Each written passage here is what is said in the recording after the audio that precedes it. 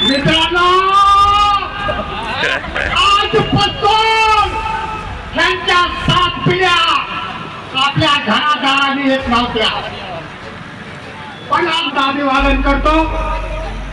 मित्रांनो, बीड लोकसभेमधून अशोक भाऊ हिंगे यांना उमेदवारी आदरणीय बाळासाहेब आंबेडकरांनी दिलेली आहे. त्यांच्या प्रचाराच्या निमित्तानं बीड शहरात, बीड जिल्ह्यात बाळासाहेब आंबेडकरांचा आवाज घराघरात घुमतोय.